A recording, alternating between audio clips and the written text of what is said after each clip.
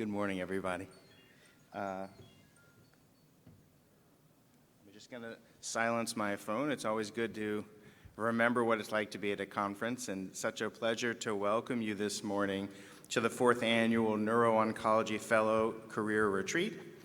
My name is Scott Plotkin, and I'll be introducing us and starting us off today. We're so glad to see you here. We know that the line is a little bit long upstairs and people will be trickling in, so we do hope to have a nice full day today. First, I wanted to introduce you to the organizing team and to thank them very much for all their help in putting together this day. Dr. Nam here, Jackson, Lathia, Lesser, and you we've all been responsible for putting together this day, and we hope that this is a wonderful opportunity for you. The history of this course is about 4 or 5 years ago. We wanted to address one of the gaps that was apparent for people in training and coming out of training. Come on up, Dr. Avery. I see you there. You can come join us. Yeah, thank you. And one of those gaps is that sometimes as you move into a faculty position or into industry, we didn't talk about what I call behind the curtain, kind of what life was really like in those positions. And so this course was designed twofold. First of all, to expose you to people who can talk about these things, but also to have small group sessions so that you can interact informally and meet people.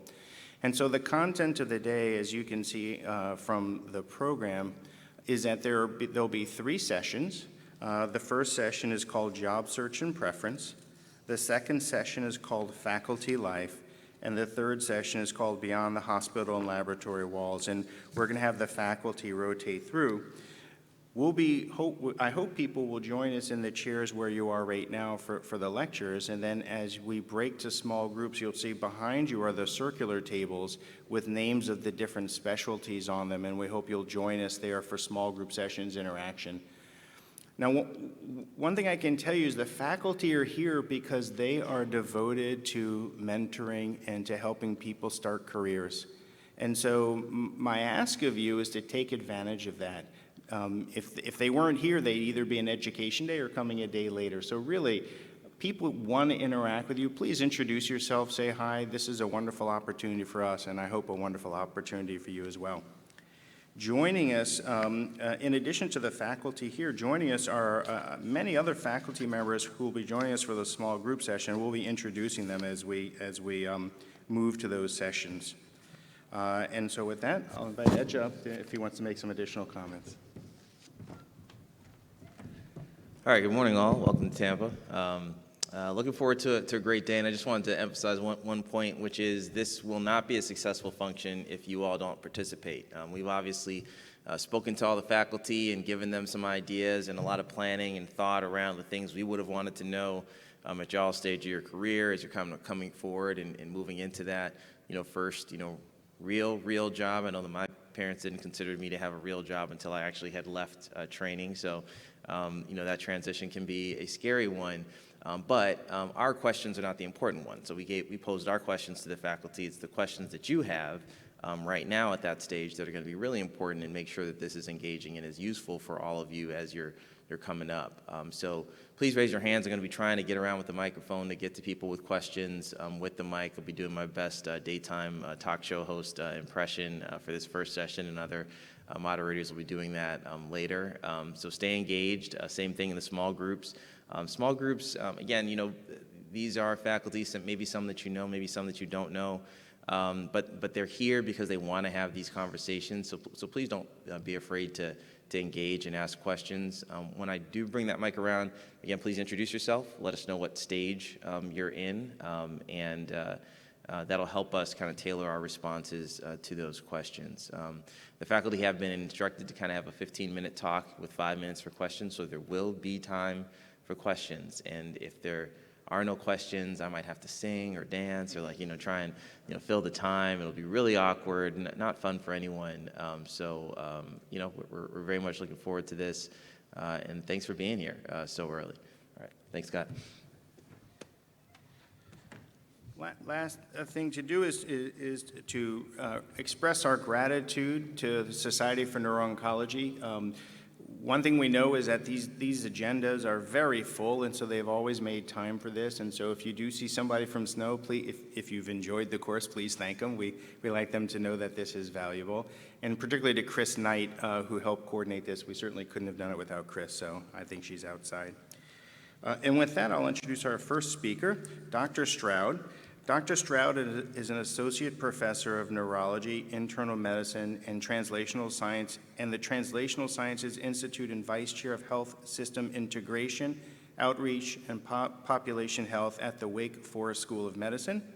His primary research interests are drug development in glioma, symptom management and quality of life interventions, and neurological complications of cancer and chemotherapy.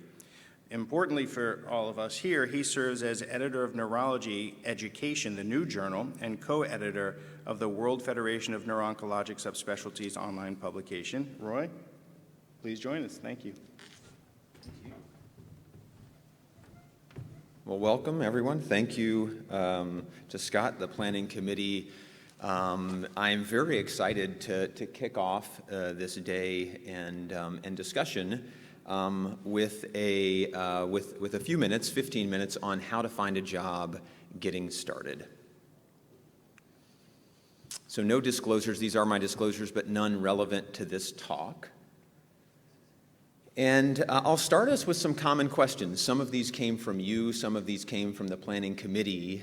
But when you're starting that process of how do I get a job, where do I get started, how do I begin that transition from fellow to faculty, there's a number of things that may be running through your mind.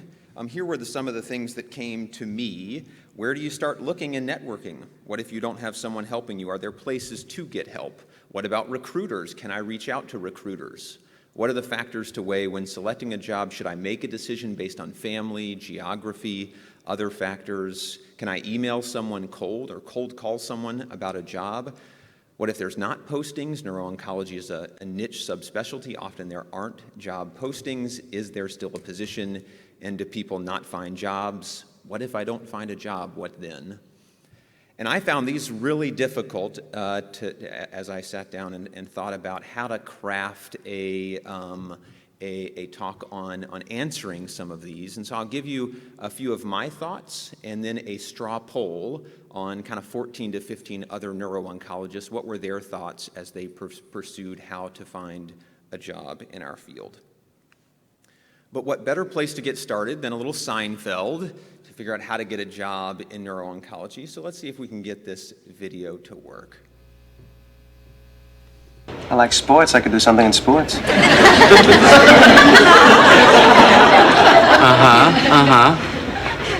In what capacity? You know, like the general manager of a baseball team. Yeah, well, that can be tough to get. Well, it doesn't even have to be the general manager. Maybe I could be like an announcer, like a color man. You know how I always make those interesting comments during the game? Yeah, you make good comments. So what about that? Well, you know, they tend to give those jobs to ex-ball players and people that are, you know, in broadcasting.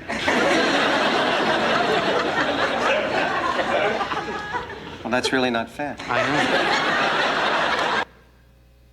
And this can be what it feels like, you know, in neuro-oncology to go out there and get a job. Well, who's going to give me a job, right? I'm just finishing fellowship. And I see these jobs, they look great, but is this really the right thing for me? So it sounds good, I could do that, but what really is the right job for you as you're thinking about this? What is the right job for me? And so I want to break those thoughts down, and I'll spend the first maybe 5 or so minutes stepping back. And a lot of times, I think when we go to tackle the job search, we talk about the tactics. Who do I talk to? Where do I go? What job is right? And I want you to step back and first think about, well, what really is your goal? What's your vision for this job? And I'll give you 3 steps and strategies to do that. And then we'll dive into the tactics. If this is where you want to go, how do you get there? And what are some of the tips from experts in tackling that job search? So let's start by stepping back and really helping you think about what is your vision for your job. And I'll give you 3 steps that I went through that I think are helpful in developing that vision. And first is to get a mirror. And a lot of times in fellowship, this is what I think it feels like. You're looking and working with that expert immunotherapy neuro-oncologist or someone with a great basic science lab, and looking at other jobs in the mentors and program directors and fellowship directors with you, and it can be dizzying and blurring. Is that really who you are? What do you want in your job? What are you good at?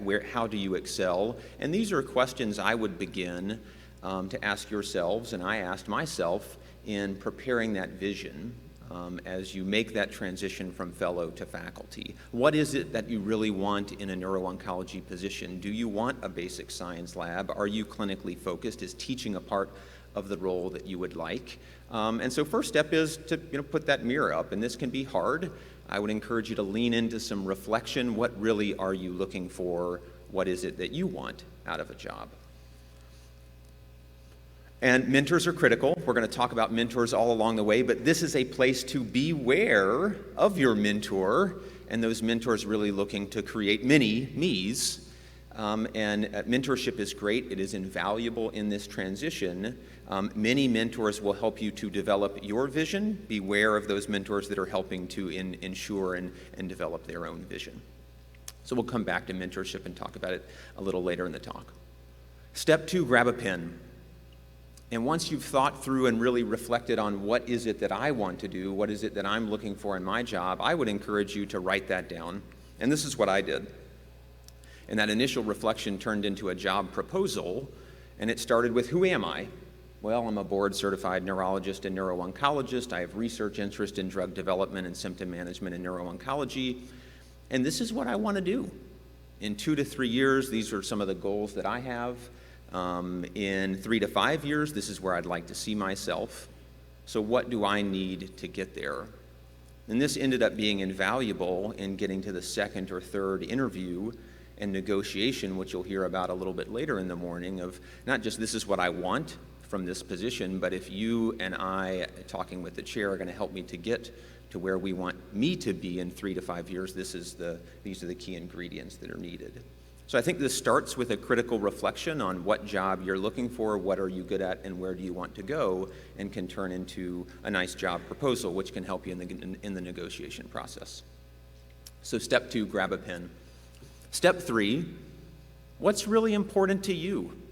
Family, who's coming with you, geography, where do you want to practice and live, career, health, wealth, those sorts of things, and these are critical aspects to think on that you are thinking on, and I think are really important in that job process. And for me, family is really important. I have 3 kids, 7, 9, and 11, and as I was seeking a job and identifying that right job for me, being in between family and having that support was really critical and was an integral part of my decision in where to practice. So first step is really to take a step back. What is your vision? What are you looking for? What's important to you? Where do you want to go with your career, and what do you value? And I think those things will really help us as we get to the tactics of, okay, how do I get there? And I found this part of the discussion really difficult. I can share with you one perspective on how to get a job, but that's just one of many of the perspectives up here on how to approach this. So I took a straw poll and emailed 15 or so neuro-oncologists and asked them 2 questions. How did you find your job? And if you could give us one tip for how to do this successfully, what would it be? And so I'll walk you through some of the common themes that came out of this group. First, how I found a job, real-life experiences. And I think a lot of this boils down to who can help you in this process. And what came up time and time again is mentors. I ended up being recruited by a senior attending physician who became director of neuro-oncology at this institution, and he recruited me as a junior partner. Other job offers developed after mentors reached out to places on my behalf. And I think the critical theme here is it's not just about the mentor, but about being an engaged mentee. It's okay to ask. You should ask. As you develop that vision of this is what I'm looking for in a job, I would discuss that with your mentors. Can you reach out to a person who is looking for a new junior faculty that would fill this role? Mentors are important, and that mentee engagement is what you will bring to the table. Who else can help you? Program directors. My first neuro-oncology job I found at the institution where I was completing my fellowship. but I did interview at several other programs that I found SNO and AAN websites. Worked with my program director to learn about institutions that were hiring. Program directors are critical. You all have one, and they're often the first person and an important first person to reach out to help you with that process. But it may not end there. This person then went on, found their current job through a recruiter. And I don't think recruiters are common at the beginning, but I think you often see that in that second job transition, this can be an important group to reach out to and a potential resource as you're transitioning through that process. What about peers? We're sitting in a room of 20 to 30 to 40 other peers that can help you in this process. I was late in the process when I found out from a co-fellow that an institution was looking for a neuro-oncologist. Always helpful to speak with other fellows and colleagues about the job search. So those sitting in the chairs next to you can also be resources to help to get you through this process. Societies are important. SNO has tremendous resources for making the transition, getting a job, finding the jobs that are out there. I actually think SNO is one of the central resources for just identifying positions that are available in our field. The SNO website, web searches, and this meeting, you're here talking to people who have, who you know or who your mentor is aware of, asking colleagues. These are the programs, there are programs that don't advertise or actively or are available through active searches, and so SNO, AAN, AANS, ASTRO are resources to help you identify what jobs are out there and who is looking. A lot of times it seems like this is a right place, right time. It's fate. My chair reached out to the chair at my fellowship and said, I need a neuro-oncologist, so I ended up coming out to Colorado, and I've enjoyed it and took the job. Other options I had came from fellows or attendings at my fellowship. And a lot of time you talk to folks and it does seem like, well, it just happened right for them. Is that what's going to happen for me? But that may not be the whole story. I was approached by the chair of neurosurgery at this institution who went to the same synagogue as me. He was recently named chairman and was looking to start a brain tumor program. And I think a key theme that you will hear from just about everyone that we hear from this morning is to be present. Between now and when you get that first job are 1,000 opportunities to meet someone who can help you to make that transition. Being present and seizing the chances, both here at the SNO meeting and elsewhere, to make a connection will help you in this process. Don't be afraid to send an email or to cold call someone. Time and time again, I think you'll hear things echoed in this sentiment. I reached out directly to the chair of the neurology program at the location I most wanted to be. They had some general neurology openings, but nothing for neuro-oncology, and so I recontacted the chair to ask if they would be interested in having me come out and start a program. It worked, and it won't always work. But the more you reach out, the more connections you make, the more opportunities you have to find that position that is the right first position for you. All right, in the last couple of minutes, I want to transition to some common tips. These come from the same people that we just heard from in terms of how to get a job, and you can see some of the paths that they took and want to walk through some of the common themes of tips for finding the right job in the real world. So tip number one, figure out what you want. And that goes back to where we started. What is the job that's right for you? What are you looking for in a job? What is that vision and values that you have? My tip would be to figure out what you're looking for in a job. If you don't know what you want, you won't know what to look for and ask for. And I think this is probably the most important thing to take away from this first talk. Spend some time reflecting on what is the position that you're looking for. What is it that you're good at? What is it that you need to get to the place that you want to go? And again, I would write it down and help and take that resource through the job interviews that you do and as you're walking through this process. Is it research, teaching, work-life balance? What are the key priorities? Look for jobs that can help to support that. It's hard to look without a map. Number two, have a vision. Have a vision. It doesn't matter if your vision changes or if the details are not ironed out, but having some idea of what you want from your job now and how you want to grow in the future will help you to decide the right fit. And may help you to better negotiate for the things that will make you successful. That vision is critically important, and I can't underscore that enough. Tip number 3, you have your vision and your values, reach out. Figure out what you're looking for in terms of academic versus private or community locations, and reach out to people in leadership positions in programs that fit your desires and inquire if there are possible openings. One of the real challenges in neuro-oncology is often the job positions aren't posted. It's hard to know where jobs are available, and once you have a better idea of where you want to practice, what you're looking for in a job, that's where that fellowship director, program director, and mentors around you can help reach out on your behalf.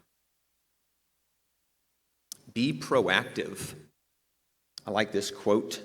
Many institutions don't post available jobs, especially in our field of neuro-oncology. I would encourage fellows to contact chairs in neurology, neurosurgery, neuro-oncology that they're interested about, and sometimes they'll create a position for good candidates. This is where mentorship is key. You can reach out, you can send an email, you can cold call a chair. It's very helpful if that mentor, fellowship, and program director also supports you on your behalf. Be proactive. Get out there and make folks aware that you are looking, that you're on the job trail and job search, and this may reap dividends. And don't be afraid to ask. There is that domino effect. Even when the person contacted had no job available, they may know a center that has a new job or a new position available and may be able to connect you. And I talked to a number of folks where the first call didn't work out, and then that led to a second and a third and conversations down the road. We are in a small field, and many fellowship program directors, chairs are aware of other positions at institutions if they don't currently have a job that would be right for you. Last tip, don't get discouraged. I would recommend not getting discouraged. While it may seem like an awful nightmare if you're not getting interest in any of your dream jobs, it doesn't mean you won't be able to accomplish your goals in the future. Working hard and being productive can lead to unexpected places, even if not in the first job after fellowship. Keep interviewing until you've signed on the dotted line. It increases your visibility, you make connections, and may even help you with the second or third job that you end up taking down the line. And I love this quote. If you want to take a picture of any slide, this is probably the best one. I'm not going to read it, but I got it late last night from someone that responded to this straw poll, and it sort of put everything together. What are your priorities? Reach out to your mentors. Understand those locations that you're really looking for in a job. Access your mentors and sponsors, but be an engaged and active mentee. Let them know what you are looking for in a job and help to make their life easier with understanding where you're thinking about and they could reach out to. Part of this process is dealing with your own insecurities, and that can be challenging, but also uplifting to realize that this is the key details of the job you're actually looking for. And utilize SNO, AAN, ASCO, AANS, and other resources, which can be invaluable as you're walking through this speed dating experience. So with that, I would challenge you to take a step back as you go through this process. Think about that vision. What's important to you? Where do you want to go with your career? And what do you value? I think it will help you dive into those tactics of who to reach out to, how to reach out to them. We've talked about what to do to be proactive, not getting discouraged, and making yourself visible in this process. So thanks so much. Happy to take any questions with the rest of the time.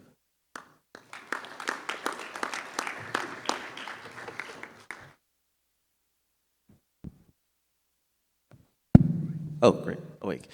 So great talk to start out.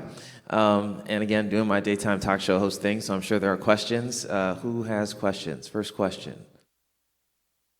Special prize. My name is Angie. I'm a fellow. And is there like a minimum or like a range of how many interviews that you should try to slot for in the beginning? Yeah, great question. I'd say the answer is yes and no. If you talk to folks who have gone through this process, and of the 14 or so that I polled, I mean, it ranged from one, my fellowship director got me in touch with this person and that was my job, to somewhere around 8 to 10. I do think that you'll hear consistently that having at least 2 interviews and 2 job offers helps to support your negotiation process. And I think for you as a fellow, seeing what is out there can be invaluable. When I was going through this process, I kind of knew where I wanted to go, but actually interviewing at 3, 4, 5 other places helped me to understand what's the landscape. What do these jobs look like? What can I ask for? How should I work through that negotiation process? But I think for you, as you're thinking about this, there's not a specific number. It's not like residency or fellowship. Here's the number needed to interview in order to get a job. But I think the more you go through, the more people you talk with, the more connections you make, the better you're able to understand how you really want to fit that job into your goals and aspirations and those sorts of things. I don't know if others on the panel have other answers for that. I'll just say neurosurgery would be very, very strange to have 8 to 10 neurosurgical oncology jobs to apply for. But much of the other advice still holds. We have a lot of questions and not a lot of time.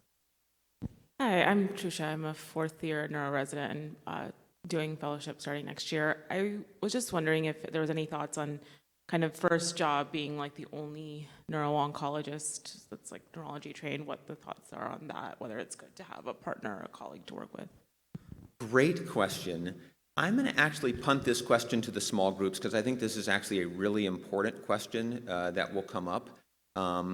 And I think small groups will be an opportunity for you to hear from some others about their experience with this. But this is a question that probably many other have. I think it's a really important one.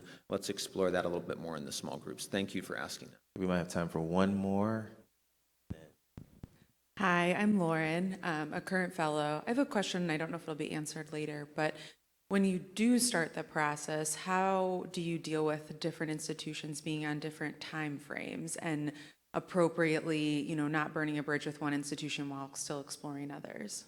This is a great question. And I remember when I was going through this process, you did an interview, you got an offer, and they're like, 2 weeks, let me know. That 2 weeks probably isn't really 2 weeks. And there's a lot of pressure on you to sort of accommodate that timeline. Many institutions, it takes them 2 months just to put together a job proposal to get out to you. I think part of it as an applicant is being honest with the programs you're applying to. And, this is what I'm hearing. These are some of my timelines and frequent communication. And I would encourage you to keep that line of communication open with the chairs that you're talking with so that they do understand, what those timelines and pressures are. Thank you. I think that's all the time we have for questions for right now. Thank you for jumping right in, folks. This is going to be a good morning, I can tell. There will be more time for questions in the small groups, but we'll go to our next speaker. Great, thank you. Raise your hand if you learned something new in that talk. I know I did. I love it. Okay, great. So happy to hear it. If you're an attendee here, I'd ask you to sit in the front if you can. You don't have to, but we would prefer it if you do. We're trying to fill up the front rows, please. And then when you introduce yourself, if you wouldn't mind saying the field that you're specializing in. One of our big goals is really to attract people from the broad spectrum of neuro-oncology, and we'd love to know, hearing from you about your experiences. And with that, I'll introduce our second speaker, Dr. Alex Porter, who is a neuro-oncologist at Mayo Clinic in Arizona and an associate professor of neurology. She serves as the outpatient practice chair, medical director for the Office of Access Management, and is co-chair of the CNS disease group for the Mayo Clinic Enterprise Cancer Center. Her research interests are aimed at ensuring that patients with brain cancers have the best possible quality of life. We're so pleased to welcome her back to give her talk entitled How to Prepare for Your Interview. Thank you so much, Dr. Plotkin. Thank you, Dr. Endom, for the invitation this morning. This gave me such a wonderful opportunity to reflect on the journey that I've taken. It's important that you know the perspective that I bring.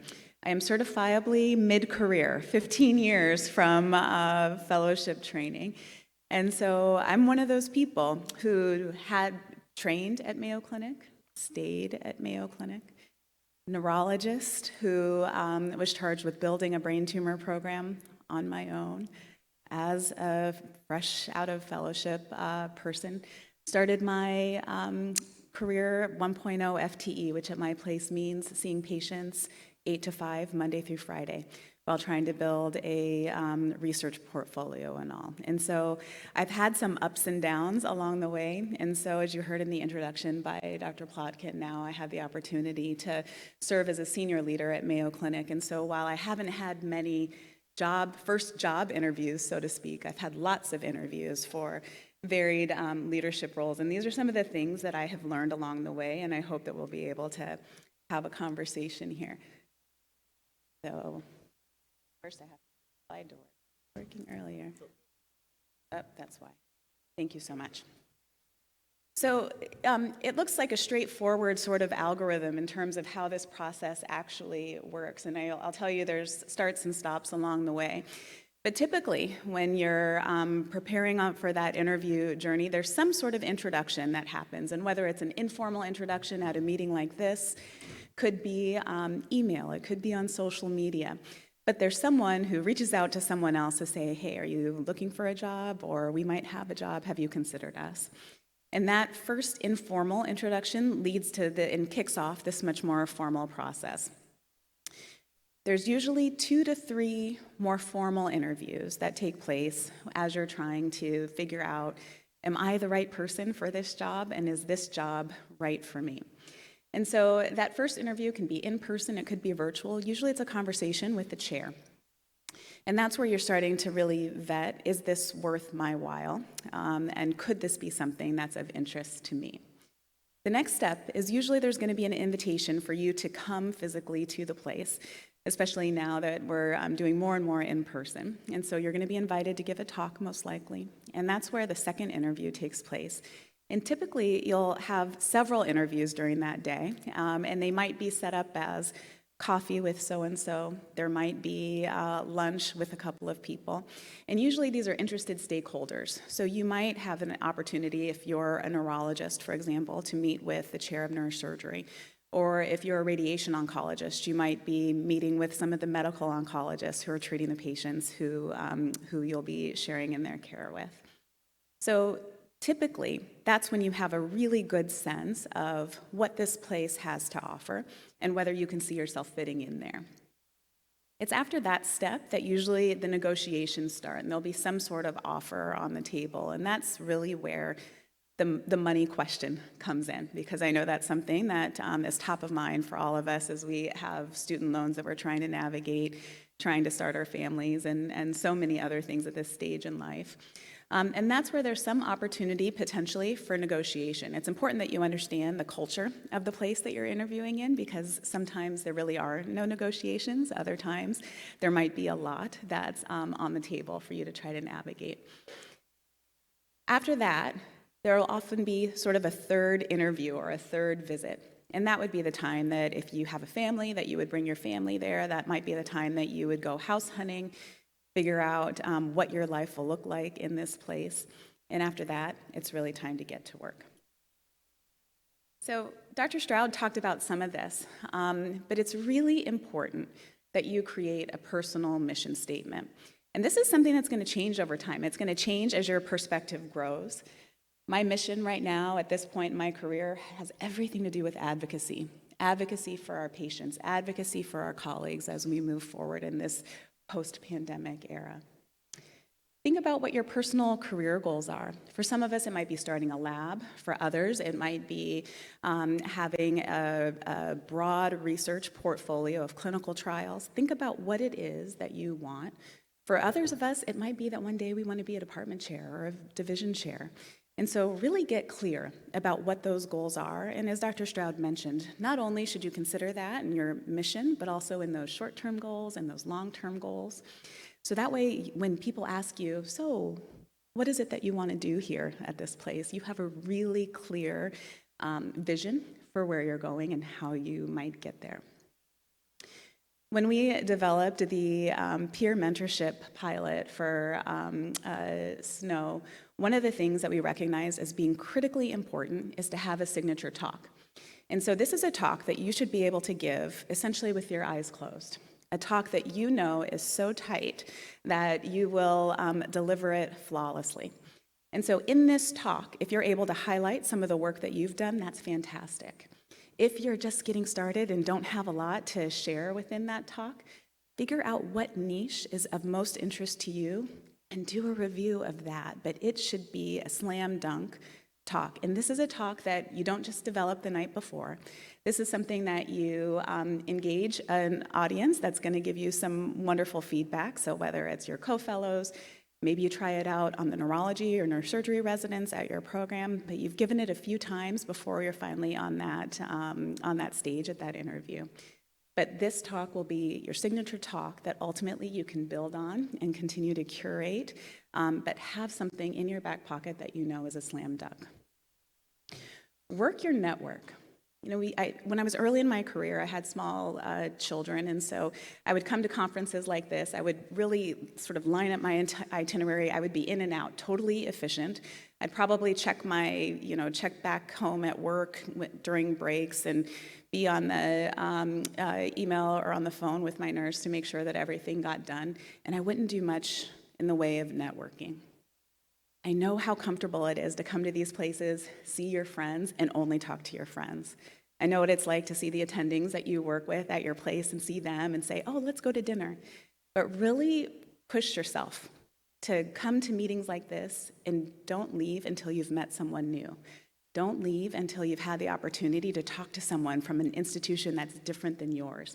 These conferences are for you to build your network, and so sometimes that requires just a little bit of bravery because I recognize how intimidating some of these events can be. But I'll tell you, generally speaking, within this field, we are a friendly bunch, and so please do. The risk will be worth it. I'll tell you also that within the last few years, social media has just been an incredible resource. And so if you're not on Twitter, I think that's a great platform to be on. Also LinkedIn, you might find a lot of helpful information. It's important to learn about the culture of the organization. And this is something that can be a little bit difficult, but is much easier if you've leveraged your network. So you can ask some of those questions that might not be as obvious from the surface. I have an aunt who always tells me, Alex, you got to know who's who in the zoo. There are politics at every single organization, and if there's some place that tells you they're not giving you the whole truth. You have to know who you're going to be working with. Are you at a place where there's a world-renowned expert on X? Does that person actually see patients? If they do see patients, how many patients are they seeing? Because recognize the volumes are there because of World Expert, and if World Expert isn't in clinic very often, who's going to absorb the volume? So you have to be aware of who the folks are that you're working with so that you can start to understand what the patient volume is going to look like for you, what sorts of patients might be attracted because of the reputation of that place, and so it's really critically important for you to have that understanding. And then finally, take a look at the job description and take a look at what's happening, just a quick Google search at that institution. So if you see a job description that's promising an enormous signing bonus, and you do a quick Google search and you find that that institution just claimed enormous losses or is going through layoffs, there's some mismatch there. And so you need to be a little bit skeptical or at least be prepared to ask questions about what it is that you're seeing because you want to be prepared.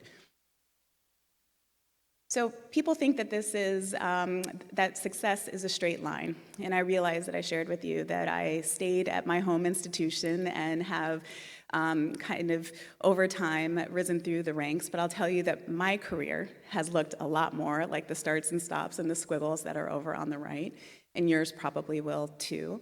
I think that it's rare to find people who have a first job and stay at it, but most of the times what happens is you start in a place, you learn some things, and it forces you to shift and maybe go a different direction. You learn some things, and it helps you get to where you want to go.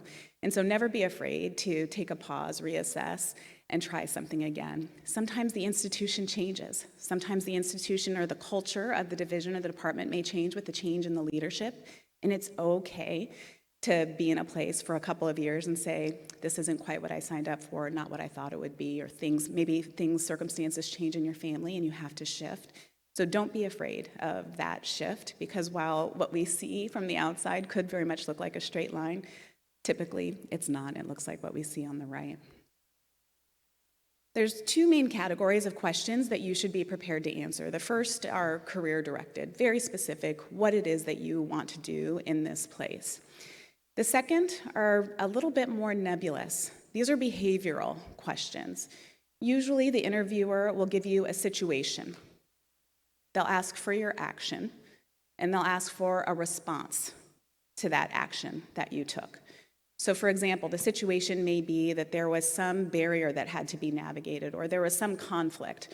What was the action that you took in order to help navigate that barrier or navigate that conflict? And then ultimately, what was the response of the people that you had influence over? So this sort of question may take different forms, but have a couple of situations in your back pocket because this will come up. This is the easiest way for people to figure out, are they going to be a good fit for our institution? Are they a team player? What is their level of professionalism? How do they communicate with others? And how do they communicate these sorts of challenges with us? Things are going to come up. You're looked at to, as a physician, to be a leader in those spaces. And so these behavioral questions are probably the ones that give us a little bit more angst than the career-directed ones. But it's critically important that you think about just some situation, whether, like I said, it's a barrier or conflict, something like that, what action you took, and ultimately how others responded to that. It's going to be, something like this will be part of the interview questions that they're going to be asking you. So while the interviewer will be charged with asking you questions and getting information from you, this is a bi-directional process, and so you need to be prepared to ask some things. And so first, it's very important to figure out what the different career tracks look like at that institution. Is this an institution that has tenure? Or is this a place where there's an education track or a research track or a clinical track? Understand what's required for promotion. It's very important that you have a clear line of sight to what this looks like at the place that you're coming to figure out if that aligns with your mission and if that aligns with your short-term and long-term goals. Find out what sorts of development opportunities exist at that organization, whether there's opportunities within the organization itself, or if there are resources that are available for you to do different programs with societies or national organizations.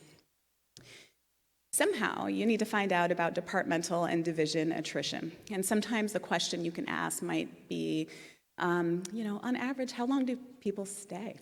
If you find that there's turnover and people are leaving this place every 2 to 3 years, that should raise a red flag for you. When you're looking at the roster, you should see, is there balance in terms of the number of people that are early career, mid-career, much more senior? Because as a new person coming into the job, you want to make sure that mentorship is there. You want to make sure that pathway, that trajectory is there and well supported at all levels. You also want to ask questions about the surrounding support. What we do within neuro-oncology is so critically important that we have the strong support of the other disciplines. So find out what's happening if you're a neurologist, find out what's happening in neurosurgery, find out what's happening in radiation oncology and medical oncology, in pathology, in radiology, because all of those specialties are critically important to your success. And if one of them falls short, potentially that could impact you. And so you really do want to understand if the surrounding departments and divisions are strong. And then also ask questions about what sort of allied health and ancillary support is available. Are there social workers? What does palliative medicine look like at that place? What sorts of support is available in terms of nurse practitioners or PAs or RNs, LPNs, MAs? All of that stuff impacts your day-to-day life and will impact the quality of your day and the quality of care you're able to give your patients, and so it's important that you ask those questions. Find out how much control you may have over your schedule and what the policy looks like in case of illness for coverage. Find out if there's a neuro-oncology service or if patients will be admitted to internal medicine or neurosurgery or neurology, whether you're first call or second call. All of these things are questions that you should have ready to go for your interviewer. And then finally, do a little research. They'll give you an agenda with the names of the folks who you'll be meeting with. And just have 1 or 2 questions ready for each interviewer, whether it be about their own research, their career, their time there. It's not too different from when you were interviewing for your fellowships or interviewing for residency. You don't want to be that person when someone asks you, do you have any questions? And you say, no. Don't be that person, because it usually doesn't fare well for showing your level of interest in the job. There are some tricky topics that can come up in interviews, and it's important that you keep sort of facts up, emotions down. There's some things that people just shouldn't ask, but come up anyway. And so sometimes that has to do with marriage or how many children you have, or if you have children, what your family setup might look like, what your citizenship status might be. These are tough and they can throw us off. And so similar to Dr. Stroud, I kind of did a straw poll to find out how people responded when tricky questions come up, because again, you don't want this to throw you off. And so keeping it concise, facts up, emotions down.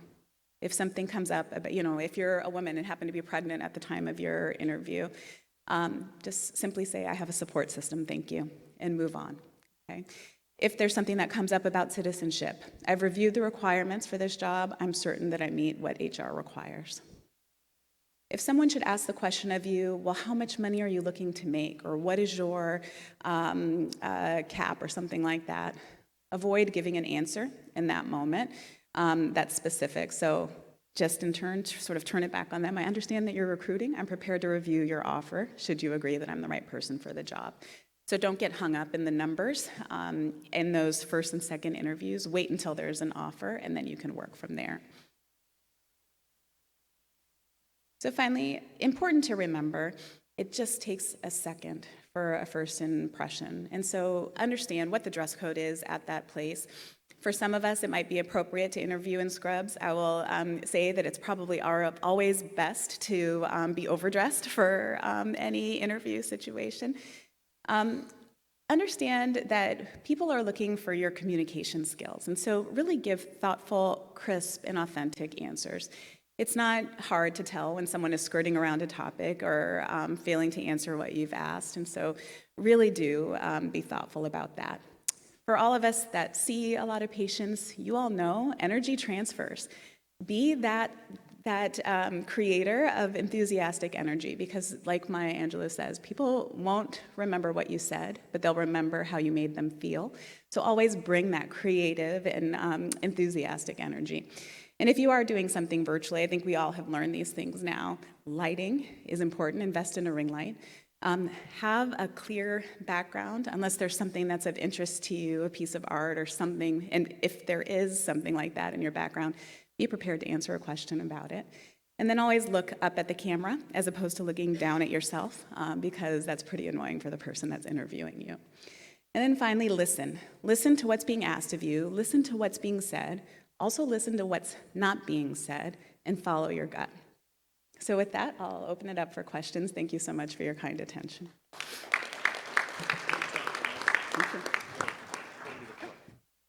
We're going to try and be the flash here to get to one question so we can try and stay on time. If someone's got one burning question about the interviews. Anyone question about the interviews at all? I just walked down here for nothing. No one has a question about interviews? One question about interviews. That's great. Hi, my name is Christina. I'm a postdoc at UCSF. Do you have any suggestions for, I know networking is the key, but do you have any suggestions for really getting to know the culture of the organization that you're interested in and getting a true answer? Yeah. I think that sometimes you have to read between the lines. It's best if you know someone at that organization and can have a conversation with them. But sometimes, and people aren't always their best selves on their social media, but sometimes you need to do a little internet stalking and see what people are talking about, see what they're excited and what lights them up and what frustrates them. And that can also give you some hints. But really, you've got to talk to people. And so nothing beats the network, as you said. Thank you.